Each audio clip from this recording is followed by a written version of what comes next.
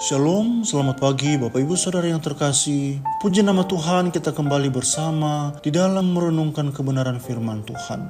Mari kita berdoa. Bapa yang kami puji, kami sembah dan kami muliakan di dalam nama Tuhan kami Yesus Kristus.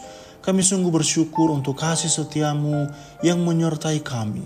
Sepanjang malam Tuhan memimpin kami hingga kami boleh tiba di pagi yang indah ini. Dan sebelum kami masuk di dalam seluruh kegiatan kami di sepanjang hari ini, kami mau membaca dan mau merenungkan firman Tuhan.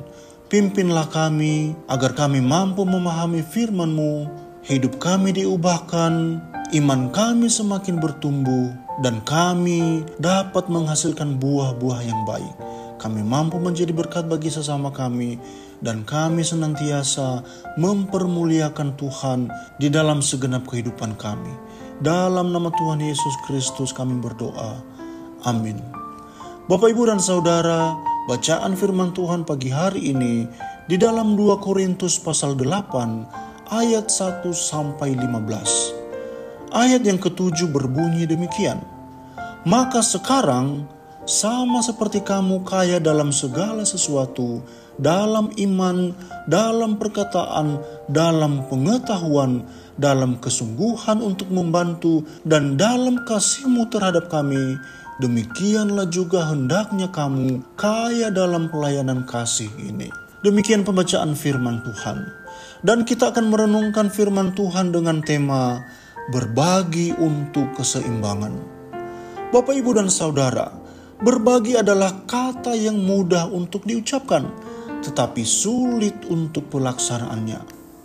Dalam bacaan ini, Rasul Paulus mendorong supaya jemaat di Korintus mau mendukung pelayanan jemaat di Yerusalem. Rasul Paulus terlebih dahulu memberikan contoh kondisi jemaat lain, yaitu jemaat Makedonia yang hidup menderita dan sangat miskin dalam harta. Tetapi dalam hal kasih, mereka sangat kaya. Mereka dapat memberi bantuan yang melebihi kemampuan mereka. Kemudian, Rasul Paulus mengingatkan jemaat di Korintus bahwa mereka adalah jemaat yang kaya dalam segala sesuatu. Maka seharusnya mereka juga kaya dalam berbagi kasih.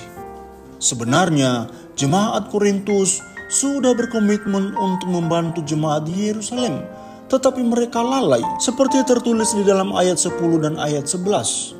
Lalu kemudian, mengapa Rasul Paulus meminta untuk melakukan pelayanan kasih ini? Alasannya, pertama, karena harta milik adalah karunia Tuhan.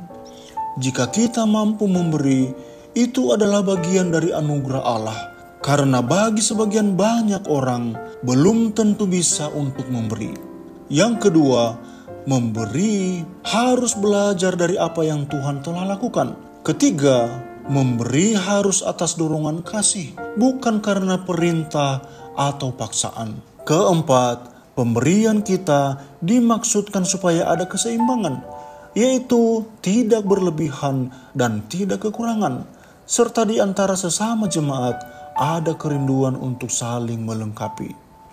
Dari jemaat Makedonia ini, kita perlu belajar bahwa memberi bukan semata-mata karena kasihan kepada orang lain. Memberi juga bukan karena kita sudah merasa berlebihan, melainkan karena mengikuti keteladanan Kristus di dunia ini agar terjadi keseimbangan. Seimbang berarti seirama dalam perbedaan. Yang satu tidak merasa lebih dari yang lain. Karena itu, mari kita renungkan dan menghitung berkat Tuhan yang sudah kita terima. Mulailah berdoa dan mencari informasi kemanakah kita dapat menyalurkan sebagian berkat Tuhan yang telah kita terima, supaya tercipta keseimbangan dan kita pun terberkati melalui berbagi dalam kasih. Mari kita berdoa. Kami telah selesai di dalam merenungkan firman-Mu ya Tuhan. Kami terus memohon pimpinan daripada kuat kuasa Roh Kudus-Mu untuk kami dapat melakukan setiap firman yang telah kami dengarkan. Dan kalau sebentar kami akan memasuki seluruh hari ini di dalam seluruh kegiatan aktivitas yang kami lakukan, kami mohon biarlah Allah Immanuel yang senantiasa menyertai kami. Dalam nama Tuhan Yesus Kristus kami berdoa. Amin.